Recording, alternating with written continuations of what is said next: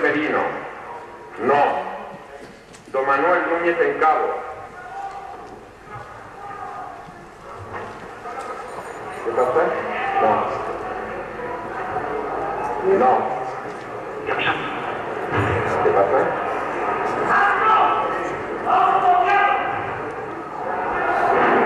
Acaba de entrar la Guardia Civil en el podium, un oficial,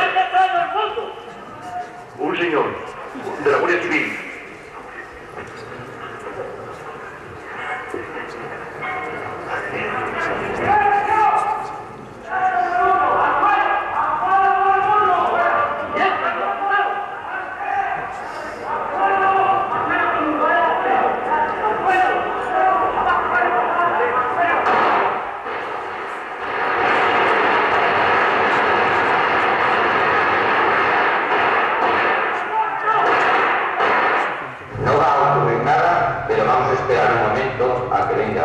La autoridad militar competente para disponer lo que tenga que ser y lo que él mismo diga a todos nosotros.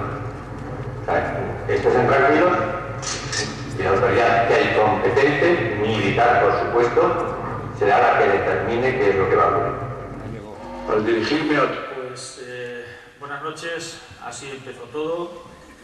Gracias por vuestra presencia y gracias al colectivo Contra el Olvido por hacer honor a su nombre, es decir, por no olvidarse de una fecha y que, como la de mañana. Y qué mejor para recordarla, valorarla y extraer consecuencias que contar con personas que vivieron en primera línea aquellos momentos y que pueden aportar sus experiencias. Están con nosotros, luego les iré dando el turno de palabra, Rodolfo Martín Villa, que entonces era diputado de UCD por León y que a lo largo de su trayectoria política ha ocupado cargos tan relevantes como los ministerios de Gobernación y Administración Territorial. Está también Demetrio Madrid, que el 23F del 81 era diputado socialista por Zamora y que fue, entre otros cargos, presidente primero de la Junta de Castilla y León. También está con nosotros Aurelio Delgado, abulense, jefe de la Secretaría de Adolfo Suárez en la Moncloa y uno de los impulsores y creadores de la Asociación en Defensa de la Transición y del Museo de la Transición que se halla en Cebreros, en Ávila.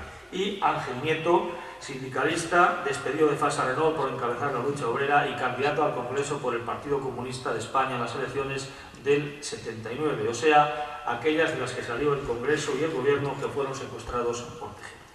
Cada uno de ellos, como han pedido los organizadores, dará su visión particular del 23F para lo que dispondrá de un tiempo en torno a los 10 minutos. Y les pido, como siempre, que no se excedan demasiado a fin de que podamos disponer de más minutos de coloquio, teniendo en cuenta que en torno a las 10 menos cuarto tendremos que dejar el aula. Así a mucho le dará tiempo además de ver la segunda parte del partido de Madrid. Yo también me ceñiré ahora a las exigencias del guión y contaré mi propia experiencia, la de un periodista que llevaba 6 años en la profesión y que por entonces trabajaba en el norte de Castilla y en los informativos locales de Radio Valladolid, de la SER, y era corresponsal del País en Valladolid. El golpe me pilló en la redacción del norte. Por aquellas calendas no se trabajaba en domingo, así que los lunes costaba ponerse las pilas. Máxime, como era mi caso, si esos domingos te ibas a pasarlos con la novia y los amigos a bastantes kilómetros de distancia. Así que sesteábamos en la redacción cuando José Antonio Antón, el redactor jefe, entró lívido con un transistor en la mano. Está entrando el ejército en el Congreso. Alcanzamos a oír casi íntegra la retransmisión de Rafael Luis Díaz en la SER. Las voces, los gritos, los ruidos, los tiros, el silencio, aquellas amenazas de no quiero ver imagen, que no quiero ver imagen, desenchufa eso, te mato, dedicadas a un cámara de la tele que se defendía con un inconfundible acento madrileño. Que no soy yo, que es gente el camión. Y otra vez la chulería vomitiva de que no quiero ver imagen, Y ya el silencio espeso y terrible. Con la mirada nos preguntábamos, ¿han sido tiros, verdad? Mi reacción inmediata fue coger el coche y acercarme hasta el cuartel de la Guardia Civil en San Isidro y a los cuarteles militares de la carretera de Madrid. El coche estaba en el Campo Grande.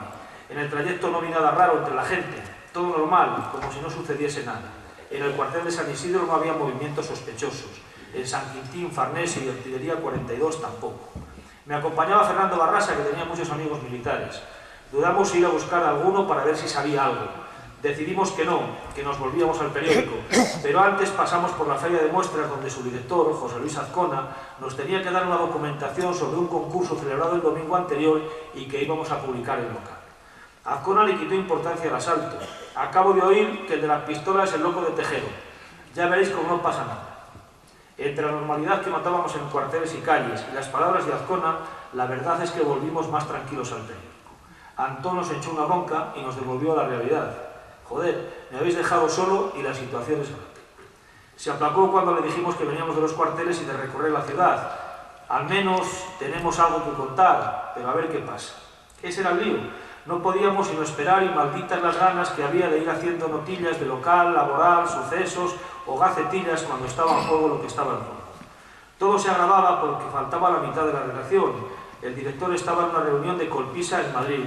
El responsable de local se hallaba en el Festival de Cine de Berlín, ya que era miembro del comité de dirección de la Seminci.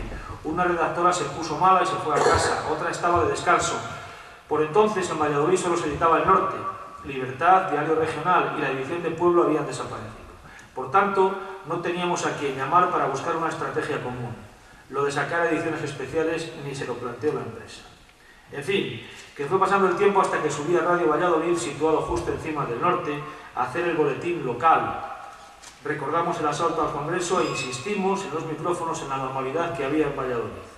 Rafael González Yáñez había llamado al gobierno civil, que le recalcó lo de la normalidad, y concertó una cita con el gobernador, Román Ledesma Rodríguez. Fuimos los dos. El gobierno civil estaba entonces en el Palacio de Villena, hoy subsede del Museo de Escultura. No había vigilancia especial ni nada extraño, y eran ya las 9:00 y pico de la noche. El gobernador nos recibió, nos dijo que todo estaba bajo control y que en los cuarteles no había o no se había detectado movimiento. La vigilancia policial era discreta pero efectiva. ¿Ha podido hablar con el capitán general? Le preguntamos, bajó la cabeza. No. Tampoco había podido hacerlo el alcalde, Tomás Rodríguez Bolaños, ni por lo que contó el domingo en El País, Francisco Laína, en esas horas presidente provisional del gobierno, tampoco pudo hacerlo, había podido hacerlo el rey. Volvimos a la redacción. Por las calles poca gente y ningún problema. No era baladí, no crean. El Norte y Radio Valladolid estaban a escasos metros de la sede de Fuerza Nueva y habían recibido, tanto los propios medios de comunicación como algunos de sus redactores, claras amenazas. Pero ese día no se registró movimiento alguno por la zona. Luego se habló de listas, de reuniones de los ultras para perpetrar alguna acción, etcétera, etcétera. Nada se concretó. La posible trama civil también aquí sigue siendo un misterio.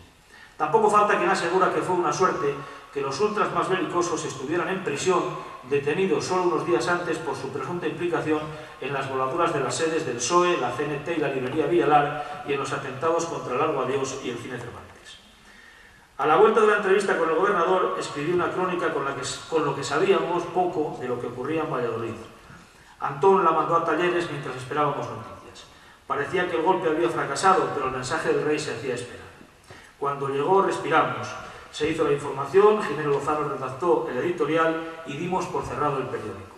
Antón volvió a bajarnos a la realidad. El gobierno y los diputados siguen secuestrados. Esto no se acaba. Serían las 5 de la mañana cuando llegué a casa. Mi sorpresa fue encontrarme durmiendo tan tranquilos a 2 capitanes del ejército destinados en Villanubla con los que compartía piso en la calle Juan de Julio. ¿Pero no estáis acuartelados? Que va, me contestaron, nadie nos ha dicho nada y como era cosa del viajero ese, aquí seguimos. Y siguieron acostados.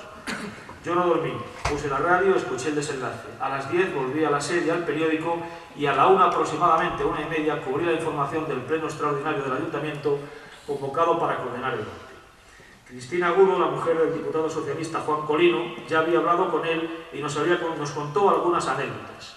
Ya por la tarde, Rafael González Yáñez y yo decidimos ir a ver al gobernador militar, el general Manuel María Mejías, de quien se decía que había parado el golpe en Valladolid poniéndose las órdenes del rey, mientras don Juan Carlos no podía hablar con el capitán general Ángel Campano.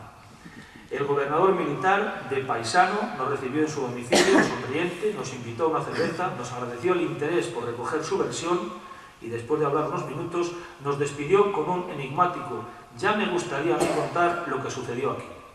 30 años después, el misterio continúa. Muchas gracias.